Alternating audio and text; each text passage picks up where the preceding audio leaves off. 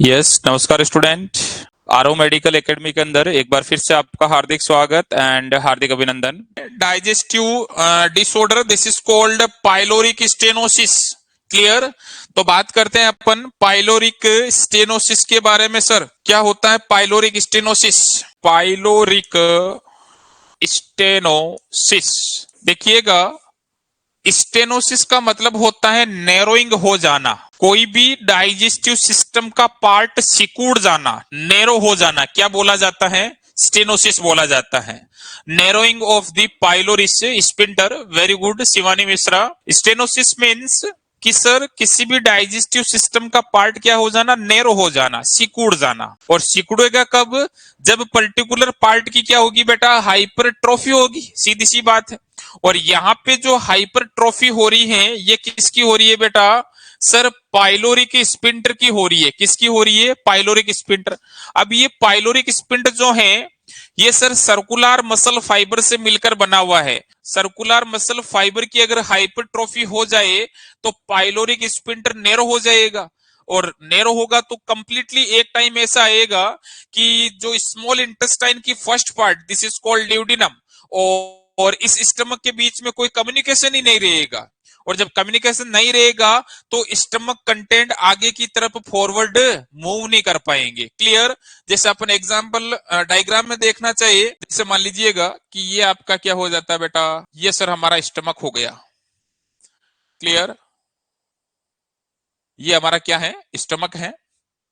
और स्टमक के अंदर ये हमारा, यहाँ पे ये बेटा ईसोफेगस हो गया। ईसोफेगस। क्लियर। और इस पार्ट को मैंने क्या नाम दे दिया? सर ये फंडस पार्ट है, सॉरी कार्डियक पार्ट है। Cardiac part. फिर कार्डियक पार्ट के नीचे की तरफ ये हमारा कौन सा पार्ट हो गया बेटा? Funds part. क्लियर। देन ये पूरा का पूरा बेटा कौन सा पार्ट हो जाता है? बॉडी पार्ट हो जाता है। फिर बॉडी से नीचे वाला पार्ट ये आपका कौन सा है? पाइलोरस। क्लियर। और ये नीचे की तरफ जो स्ट्रक्चर है this is called duodenum, first part of the small intestine. और इन दोनों के बीच में यहां पे ये एक स्पिंटर प्रेजेंट है जिसको अपन किस नाम से जानते हैं? सर पाइलोरिक स्पिंटर के नाम से। यहां पे एक स्पिंटर प्रेजेंट है जिसको अपन पाइलोरिक स्पिंटर के नाम से जानते हैं सर। क्लियर। ऐसा का ऐसा स्पिंटर ईसोफेगस और कार्डियक के बीच में होता है, स्टमक के बीच में, जिसको अपन कार्डियक स्पिंटर के नाम से जानते हैं। क्लियर। नेक्स्ट वन, इस स्टमक के दो कर्वेचर हो जाते हैं बेटा। ये आपका कौन सा कर्वेचर है? सर ये ग्रेटर कर्वेचर है। कौन सा है जी? Greater curvature. देन ये जो कॉनकेव शेप का हो गया ये आपका कौन सा कर्वेचर है? सर ये लेजर कर्वेचर है। लेजर कर्वेचर है। क्लियर। अब मेरे कहने का मतलब कि सर जो ये पाइलोरिक स्पिंटर है इस पाइलोरिक स्पिंटर में क्या हो जाती है? सर हाइपरट्रॉफी हो जाती है। क्या हो जाती है बेटा? हाइपरट्रॉफी हो जाती है। जब हाइपरट्रॉफी होगी, चूंकि इसकी जो मसल है ये सर्कुलर मसल फाइबर से मिलकर बना हुआ है, तो सर्कुलर मसल फाइबर के अंदर हाइपरट्रॉफी हो जाती है। और हाइपरट्रॉफी की वजह से ये पाइलोरिक स्पिंटर बेटा क्या हो जाता है? नैरो हो जाता है। और इसी बीमारी को अपन क्या बोलते हैं? पाइलोरिक स्टेनोसिस बोलते हैं। क्लियर है। चलिए नेक्स्ट वन डेफिनेशन की बात करते हैं पाइलोरिक स्टेनोसिस की। Definition.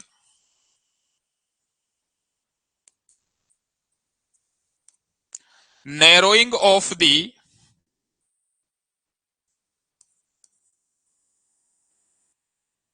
narrowing of the pyloric sphincter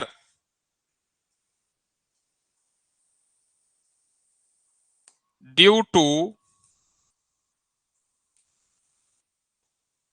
hypertrophy due to hypertrophy of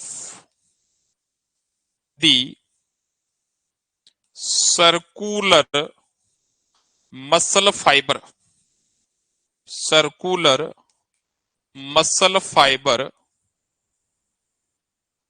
of the pyloric sphincter। Basically stomach के अंदर तीन प्रकार के मसल फाइबर होते हैं बेटा, ध्यान रखिएगा।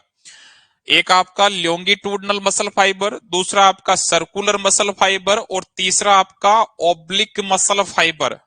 एक ऐसा जीआईटी का पार्ट जिसमें तीन मसल फाइबर होते हैं, बाकी सब में दो ही होते हैं, सर्कुलर और लॉन्गिट्यूडनल, लेकिन इसके अंदर एक एक्स्ट्रा मसल फाइबर प्रेजेंट होता है, this is called oblique muscle fibre. Clear? चलिए नेक्स्ट वन बात करते हैं, इटियोलॉजी। पाइलोरिक स्टेनोसिस की इटियोलॉजी और एग्जैक्ट इटियोलॉजी जो रहती है बेटा वो अननोन होती है, ध्यान रखिएगा। जो एग्जैक्ट इटियोलॉजी है इसकी, जो कोज है वो अननोन है, अननोन या फिर इडियोपैथिक, इडियोपैथिक। क्लियर? चलिए next one, clinical manifestation. Sign and symptom बेटा बहुत इंपॉर्टेंट है इसके, साइन एंड सिम्टम। चलिए साइन एंड सिम्टम में देखिएगा, चूंकि इस बीमारी के अंदर हो क्या रहा है सर, इस बीमारी के अंदर जो ड्यूडिनम और स्टमक के बीच में जो स्पिंटर है, ये स्पिंटर पूरा का पूरा क्या हो चुका है, ब्लॉक हो चुका है। और जब ब्लॉक होगा तो यहां पे क्या नहीं रहेगा बेटा, कम्युनिकेशन नहीं रहेगा, there is no communication, there is no communication between pylorus and duodenum. Clear? और जब पाइलोरस और ड्यूडिनम में कोई कम्युनिकेशन नहीं रहेगा तो बच्चा जो भी फूड को इंजेस्ट करेगा वो स्टमक में जाएगा, लेकिन स्टमक से आगे नहीं जा पाएगा, क्योंकि बेटा स्पिंटर क्या है, पूरा का पूरा ऑब्स्ट्रक्ट हो चुका है। तो बच्चे के अंदर वापस से स्टमक कंटेंट का क्या देखने को मिलेगा, रिवर्स बैक फ्लो देखने को मिलेगा, बच्चा वॉमिटिंग करेगा। तो पहला क्वेश्चन पूछा जाता है कि जो वॉमिटिंग करता है बच्चा, वो बाइलस वॉमिटिंग करेगा या नॉन बाइलस वॉमिटिंग करेगा, उस वॉमिटिंग के अंदर बाइल जूस या फिर बाइल एसिड प्रेजेंट होगा या फिर नहीं होगा, ये पहला क्वेश्चन आपका पाइलोरिक स्टेनोसिस का। और दूसरी कंडीशन कि जो अपने को वॉमिटिंग देखने को मिलती है, ये प्रोजेक्टाइल वॉमिटिंग देखने को मिलती है, बहुत ही फोर्सफुल बच्चा क्या करेगा, वॉमिटिंग करेगा। तो दूसरा क्वेश्चन मिलता है कि सर प्रोजेक्टाइल वॉमिटिंग कौन सी बीमारी में देखने को मिलती है। प्रोजेक्टाइल का मतलब हुआ फोर्सफुल वॉमिटिंग बेटा, कौन सी वॉमिटिंग, फोर्सफुल वॉमिटिंग, ध्यान रखिएगा। कोई नॉर्मल वॉमिटिंग नहीं होगी, इसमें बहुत ही ज्यादा फोर्सफुल वॉमिटिंग होगी। तो first one projectile vomiting, projectile vomiting. Clear? ये क्लासिकल साइन हो गया किसका सर, आपके पाइलोरिक स्टेनोसिस का। प्रोजेक्टाइल वॉमिटिंग का मतलब फोर्सफुल वॉमिटिंग, फोर्सफुल वॉमिटिंग। इसके अलावा वॉमिटिंग कैसी होगी बेटा, नॉन बाइलस वॉमिटिंग, नॉन बाइलस वॉमिटिंग। क्या वॉमिटिंग में बाइल होगा क्या, नहीं होगा सर, क्योंकि बाइल कहां से आता है सर, लीवर से आता है। क्लियर? बाइल कहां से आता है, लीवर से आता है, और लीवर से फिर गोल ब्लेडर के अंदर, और गोल ब्लेडर से फिर किस में आता है, ड्यूडिनम में आता है, ध्यान रखिएगा। तो वॉमिटिंग के अंदर बाइल प्रेजेंट नहीं होता है। क्लियर? पाइलेरिक स्टेनोसिस के अंदर ये भी पूछा हुआ है। नेक्स्ट, इसके अलावा जो बच्चे का राइट अपर क्वाड्रेंट है उसमें एक ओलाइव शेप का अपने को मास नजर आएगा। तो पूछा जाता है कि ओलाइव शेप का मास कौन सी बीमारी में देखने को मिलता है? Pyloric stenosis. किस जगह पे होता है? राइट अपर क्वाड्रेंट के अंदर बेटा, ध्यान रखिएगा। तो तीसरा symptoms, olive shape mass in right upper quadrant, right upper quadrant. Clear? चलिए next one, peristalsis wave visible हो जाएगी बेटा। बच्चे की जो एब्डोमेन की पेरिस्टालसिस वेव है ये आफ्टर फीडिंग अपने को विजिबल देखने को मिलेगी और डायरेक्शन लेफ्ट टू राइट में रहेगी, क्योंकि स्टमक कहां पे प्रेजेंट है सर? लेफ्ट साइड में प्रेजेंट है। तो next one, visible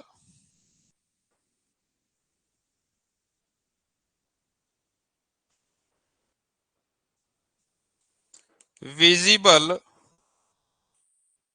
peristalsis wave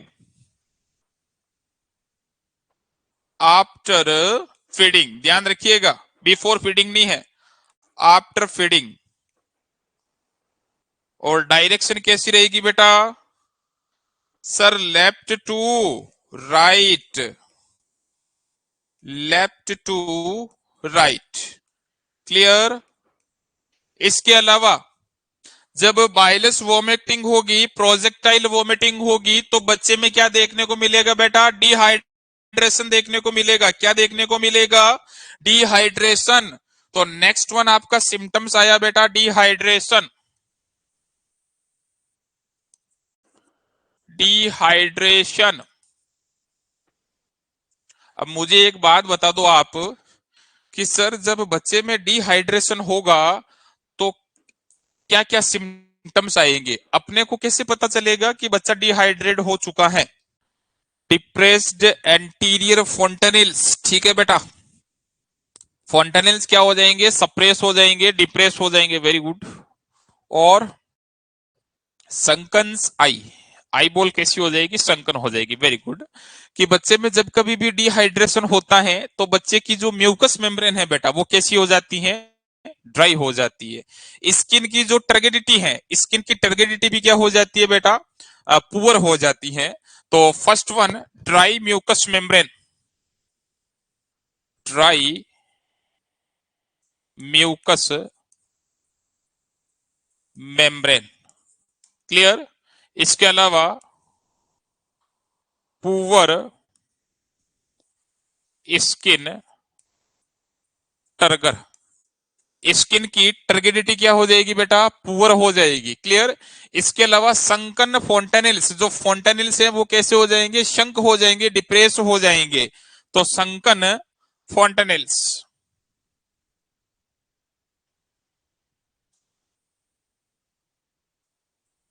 sunken फोंटेनिल्स। Clear? इसके अलावा आईबॉल कैसी हो जाएगी बेटा? श्रिंक, श्रिंक आईबॉल हो जाएगी। इसके अलावा कैपिलरी रिफिल टाइम बेटा, सीआरटी पूछा जाता है। कैपिलरी रिफिल टाइम इंक्रीज या डिक्रीज? कैपिलरी रिफिल टाइम बढ़ जाएगा बेटा, मोर देन 3 सेकेंड। ध्यान रखिएगा, नॉर्मल कितना होता है? Less than 3 second. अडल्ट के अंदर लेस देन 2 सेकेंड और बच्चे के अंदर नॉर्मल लेस देन 3 सेकेंड होता है। तो capillary refill time increase, capillary refill time, refill time increase. और कितना हो जाएगा? More than 3 second. Clear? Normal कितना होता है बेटा? अगर अडल्ट की बात करूं मैं तो अडल्ट के अंदर नॉर्मल होता है लेस देन 2 सेकेंड। ये सीआरटी है बेटा, कैपिलरी रिफिल टाइम। और अगर बच्चे की बात करूं, चाइल्ड की बात करूं, तो नॉर्मल लेस देन 3 सेकेंड होता है। क्या? सीआरटी। क्लियर? चलिए नेक्स्ट वन। और क्या देखने को मिलेगा बेटा अपने को? ब्लड प्रेशर लो हो जाएगा डिहाइड्रेशन की कंडीशन में, तो हाइपोटेंशन, हाइपोटेंशन। इसके अलावा हार्ट कॉम्पनसेट करेगा, तो टेकीकार्डिया देखने को मिलेगा बेटा, टेकीकार्डिया। इसके अलावा बच्चे का वेट लॉस होगा बेटा, बच्चे में क्या देखने को मिलेगा? Weight loss. Last one question बनता है साइन एंड सिम्टम से कि पाइलेरो के स्टेनोसिस की कंडीशन में एसिड बेस इनबैलेंस कौन सा होता है? Acid base imbalance in case of pyloric stenosis, metabolic acidosis, alkalosis, respiratory acidosis या एल्कलोसिस। बहुत ही इंपॉर्टेंट है बेटा, 1000 बार क्वेश्चन पूछ रखा है कि पाइलोरिक स्टेनोसिस में कौन सा एसिड बेस इनबैलेंस होगा। या फिर सिम्टम्स दिए जाते हैं आपको कि एक बच्चा जिसमें वॉमिटिंग हो रही है, प्रोजेक्टाइल वॉमिटिंग हो रही है, पाइलोरिक स्टेनोसिस डायग्नोस्ड हुआ है, कौन सा acid base imbalance? Very good बेटा, मेटाबॉलिक एल्कलोसिस। ध्यान रखिएगा जी, भूलना नहीं है। उस बच्चे में क्या देखने को मिलेगा? नोट करके लिख रहा हूं, मेटाबॉलिक एल्कलोसिस, एल्कलोसिस। अब मेटाबॉलिक एल्कलोसिस क्यों हुआ देखिएगा, कारण क्या है मेटाबॉलिक एल्कलोसिस का? क्योंकि बच्चे के अंदर बेटा क्या हो रही है? वॉमिटिंग हो रही है। और जब कभी भी वॉमिटिंग होती है तो एचसीएल का क्या होता है बेटा? लॉस। और एचसीएल का लॉस यानी कि सर हाइड्रोजन आयन का क्या हुआ है? लॉस। और हाइड्रोजन आयन का लॉस होगा तो बॉडी के अंदर बेटा हाइड्रोजन आयन की क्या आई है? कमी आई है। और हाइड्रोजन आयन की कमी आई है यानी कि पीएच क्या हुई है बेटा? बढ़ी है, पीएच बढ़ी है। और पीएच का बढ़ना क्या कहलाता है आपका? एल्कलोसिस कहलाता है। पीएच का बढ़ना आपका क्या कहलाता है? एल्कलोसिस कहलाता है। मोस्ट ऑफ हाइड्रोजन आयन का एक्सक्रिएशन किडनी या फिर मेटाबॉलिक के द्वारा देखने को मिलता है। सो मेटाबॉलिक का इंडिकेटर या तो आपका बाइकार्बोनेट आयन हो सकता है या फिर may be second one hydrogen ion हो सकता है। तो किडनी का जो इंडिकेटर है वो आपका कौन सा है सर? मेटाबॉलिक है। तो आगे आपने वर्ड क्या लगा दिया? मेटाबॉलिक लगा दिया। ठीक उसी प्रकार रेस्पिरेशन का इंडिकेटर क्या होता है बेटा? Partial pressure of CO2। और किडनी का इंडिकेटर आपका कौन सा रहता है? बाइकार्बोनेट आयन रहता है। क्लियर? बिल्कुल। Loss of hydrogen ion from the stomach content, क्योंकि हाइड्रोजन आयन का लॉस हो रहा है, सो दैट्स वाई बॉडी या फिर ब्लड के अंदर हाइड्रोजन आयन की कमी हुई है, पीएच बढ़ी हुई है। और मेटाबॉलिक अपने को एल्कलोसिस। कंफ्यूज नहीं होना है, चाहे वॉमिटिंग पूछे आपसे, चाहे सीवियर वॉमिटिंग पूछे, कंफ्यूज बिल्कुल नहीं होना है। वॉमिटिंग में भी मेटाबॉलिक एल्कलोसिस, पाइलोरिक स्टेनोसिस में भी मेटाबॉलिक एल्कलोसिस, सीवियर वॉमिटिंग में भी आपका मेटाबॉलिक एल्कलोसिस ही जाएगा। क्लियर? इसके अलावा फीवर की बात करूं बेटा मैं, तो फीवर में कौन सा acid base imbalance? Fever pyrexia की कंडीशन में कौन सा एसिड बेस इनबैलेंस? हाँ, तो यहां तक समझ में आ गया आपके। इसके अलावा एक सिम्टम अपन और देख सकते हैं इसमें कि बच्चे की ग्रोथ क्या हो जाएगी बेटा? रिटार्ड हो जाएगी, growth retardation. This is all about sign and symptoms regarding pyloric stenosis. कि डिहाइड्रेशन में कौन से सिम्टम्स आ रहे हैं। क्लियर? चलिए अब अपन बात करते हैं थोड़ा सा फीवर के बारे में। देखिएगा बेटा, चीजों को रटना नहीं है बेटा, चीजों को समझना है। फीवर हुआ है, किसी पर्सन को फीवर आया है, फीवर आया है यानी कि बॉडी का टेम्परेचर बेटा क्या हुआ है, बढ़ा है। और जब टेम्परेचर बढ़ता है तो बेटा क्या बढ़ती है, बॉडी की बीएमआर बढ़ती है, बेसिक मेटाबॉलिक रेट बढ़ती है। बेसिक मेटाबॉलिक रेट बढ़ेगी तो ऑक्सीजन की बेटा डिमांड बढ़ेगी। ऑक्सीजन की क्या बढ़ेगी, डिमांड। डिमांड बढ़ेगी तो ऑक्सीजन का क्या बढ़ेगा बेटा, कंजप्शन। और जब ऑक्सीजन का कंजप्शन बढ़ता है तो आपका सेंटर जो रेस्पिरेशन का है ये क्या होता है, स्टिमुलेट। रेस्पिरेशन का जो सेंटर है वो क्या हो चुका है बेटा, स्टिमुलेट। और रेस्पिरेशन का सेंटर कौन है बेटा आपका, सर पोन्स एंड मेड्यूला, ये दोनों सेंटर हैं रेस्पिरेशन के। जब सेंटर स्टिमुलेट होगा तो सर ये सेंटर लंग्स को क्या करवाएगा, हाइपर वेंटिलेट। तो पर्सन क्या करेगा, हाइपर वेंटिलेशन। और जब कभी भी पर्सन हाइपर वेंटिलेशन करता है तो ज्यादा से ज्यादा बेटा एंट्री किसकी होती है, ऑक्सीजन की। और ज्यादा से ज्यादा ब्लो ऑफ कितना किसका होता है, ब्लो ऑफ। ब्लो ऑफ किसका होगा, CO2 का होगा। जब CO2 का ज्यादा से ज्यादा ब्लो ऑफ होता है, जब CO2 का ज्यादा से ज्यादा ब्लो ऑफ होता है तो ब्लड के अंदर बेटा क्या हुआ, सर ब्लड के अंदर decrease partial pressure of CO2। जब partial pressure of CO2 decrease होगा तो अपने को पीएच क्या देखने को मिलेगी बेटा, इंक्रीज। और पीएच इंक्रीज को अपन क्या बोलते हैं, सर एल्कलोसिस बोलते हैं। चूंकि partial pressure of CO2 is the indicator of बेटा रेस्पिरेटरी। इंडिकेटर किसका है, रेस्पिरेटरी। तो फीवर में कौन सा एसिड बेस इनबैलेंस आया आपके सामने, सर रेस्पिरेटरी एल्कलोसिस। कौन सा आया है, रेस्पिरेटरी एल्कलोसिस। सीधा डाटा है, सीधा कॉन्सेप्ट है, ध्यान रखिएगा। जब कभी भी टेम्परेचर बढ़ेगा, बीएमआर बढ़ेगी, ऑक्सीजन की डिमांड बढ़ेगी, कंजप्शन बढ़ेगा, सेंटर स्टिमुलेट होगा और लंग्स को हाइपर वेंटिलेट करवाएगा। जब हाइपर वेंटिलेट करता है तो ऑक्सीजन की ज्यादा से ज्यादा एंट्री होती है और CO2 का ज्यादा से ज्यादा ब्लोअप होता है। जब CO2 का ब्लोअप होगा, ब्लड के अंदर पार्शियल प्रेशर ऑफ CO2 कम होगा। चूंकि partial pressure of CO2 is inversely proportional to pH और bicarbonate ion is directly proportional to pH। ये दो रिलेशन आपको ध्यान रखने हैं। अगर PCO2 कम होगा तो pH बढ़ेगी, pH बढ़ेगी तो एल्कलोसिस। और चूंकि partial pressure of CO2 is the indicator of respiration.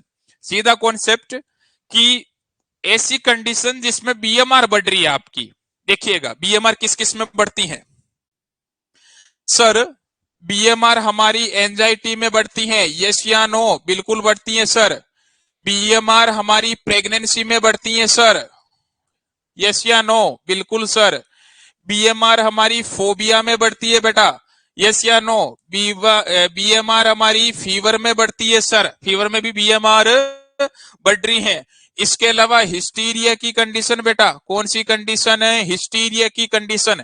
जिनमें बीएमआर बढ़ रही है उनमें आंख बंद करके बेटा रेस्पिरेटरी एल्कलोसिस। अभी तक क्या पूछा गया है, अभी तक सर एक तो आपका फीवर का पूछा है, एक आपका एंजाइटी का पूछा है, एक आपका प्रेगनेंसी।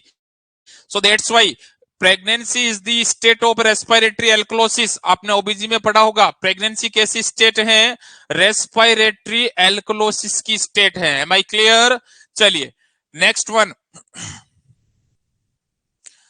वन, बात करते हैं अपन डायग्नोसिस की बेटा। पाइलोरिक स्टेनोसिस का डायग्नोसिस कैसे करोगे,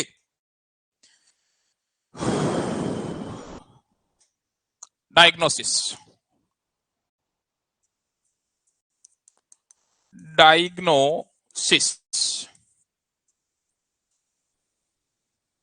बेटा कंफर्मेटरी डायग्नोसिस यूएसजी रहता है इसका, यूएसजी।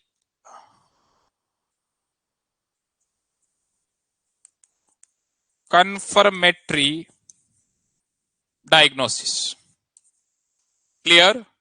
इसके अलावा एंडोस्कोपी बहुत ही रेयर चांस में, जो एंडोस्कोपी है वो बहुत ही रेरेस्ट चांस में अपन करवाते हैं,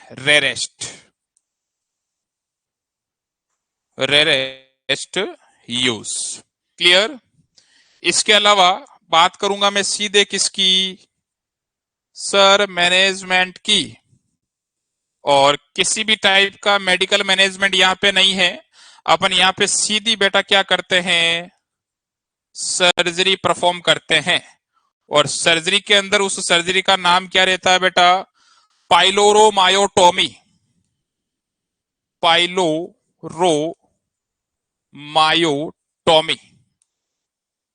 clear?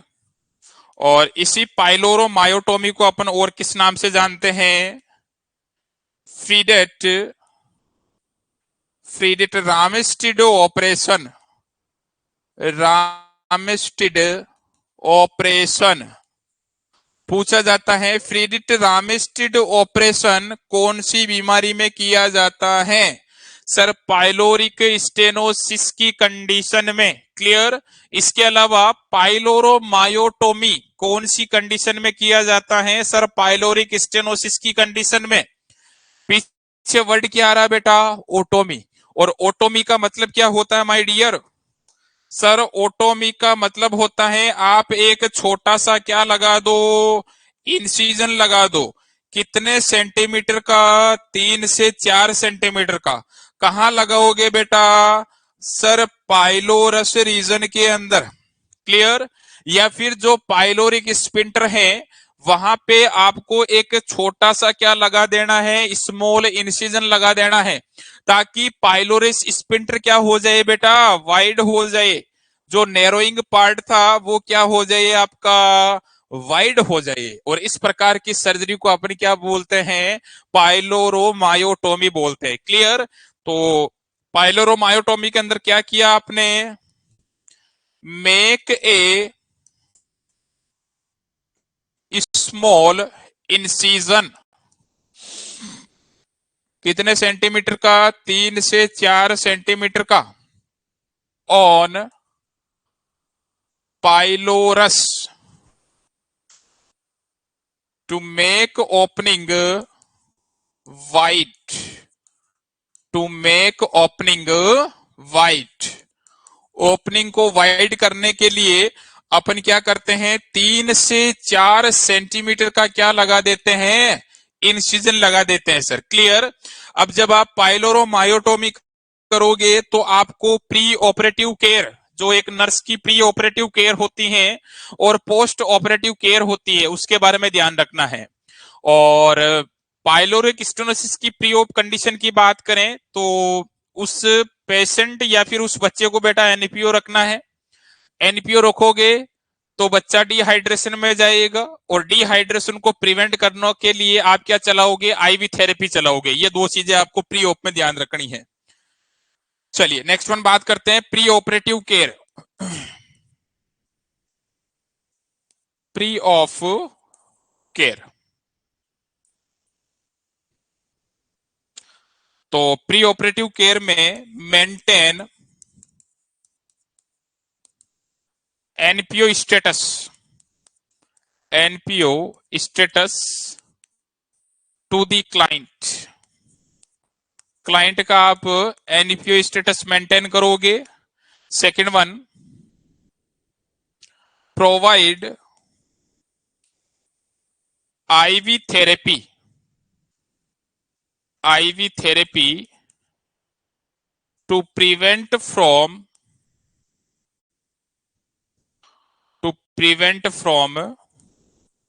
Dehydration.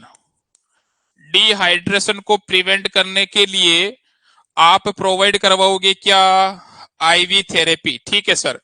Next one, post of care बेटा, post of care.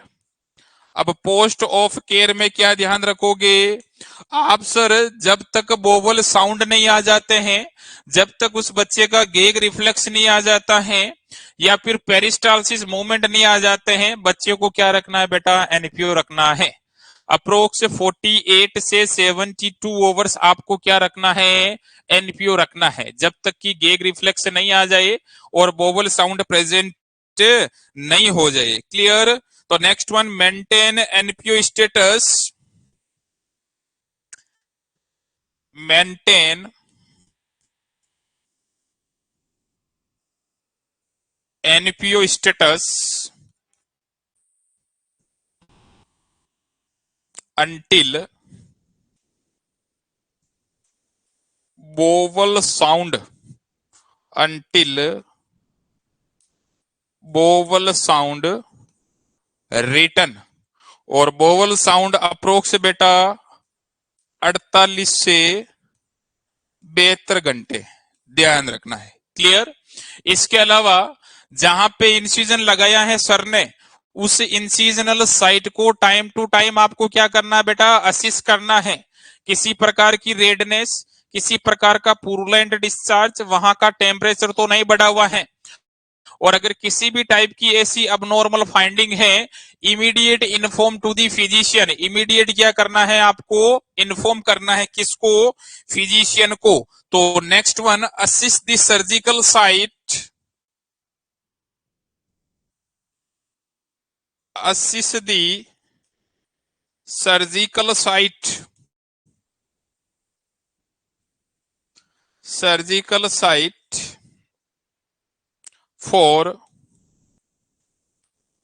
any type of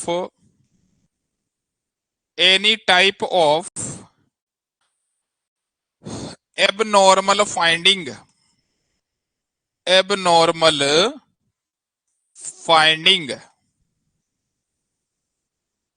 like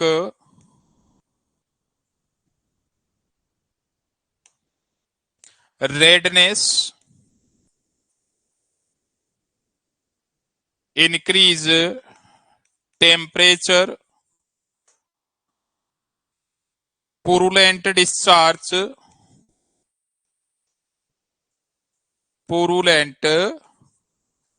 discharge, and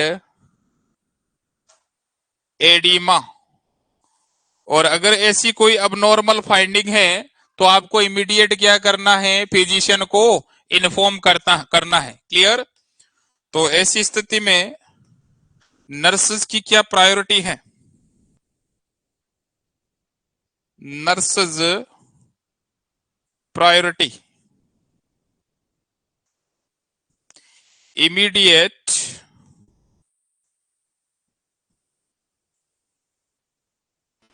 inform to the HCP, health care provider. तो एबनॉर्मल फाइंडिंग को कभी भी अपन डॉक्यूमेंट नहीं करते हैं, एबनॉर्मल फाइंडिंग को हमेशा अपन फिजिशियन को रिपोर्ट करते हैं, और नॉर्मल फाइंडिंग को हमेशा क्या किया जाता है बेटा, डॉक्यूमेंट किया जाता है।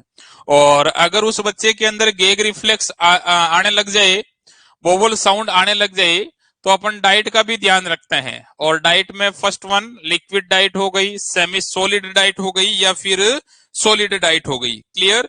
तो initially provide, next one, after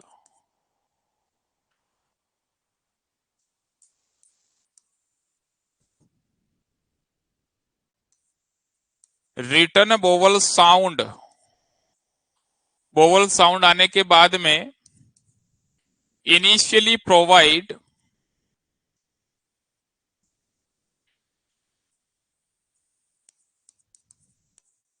liquid, then semi solid, then solid diet. Clear? This is all about post-op management regarding to pyloric stenosis. Clear? तो pyloric stenosis की आपने डेफिनेशन देखी, कोज देखा, क्लिनिकल मैनिफेस्टेशन जिसमें नॉन बाइलस वॉमिटिंग देखने को मिलती है, प्रोजेक्टाइल वॉमिटिंग, मेटाबॉलिक एल्कलोसिस भूलना नहीं है बेटा, और जो ऑपरेशन किया जाता है उसको अपन फ्रीडेड रामिस्टिड ऑपरेशन के नाम से जानते हैं, और इसी को अपन पाइलोरोमायोटोमी बोलते हैं। और प्री ऑप और पोस्ट ऑप कंडीशन अपन ने देख ली है। This is all about pyloric stenosis. चलिए आज अपन यही विराम देते हैं बेटा। जिसमें अपन जल्ड की कंडीशन और पाइलोरिक स्टेनोसिस कंप्लीट अपन ने पढ़ ली है। इन दोनों के रिगार्डिंग कोई भी आपको डाउट हो तो कमेंट बॉक्स के अंदर आप क्वेश्चन कर सकते हैं। 2 मिनट का आपके पास में टाइम रहेगा। 2 मिनट का टाइम है आपके पास में। जल्ड और पाइलोरिक स्टेनोसिस के रिगार्डिंग कोई भी अगर आपको डाउट है तो अभी बेटा पूछ सकते हैं, वरना फिर अपन सेशन को विराम देते हैं। No doubt. ओके बेटा, कल मिलते हैं अपन वापस। Thank you for joining this class.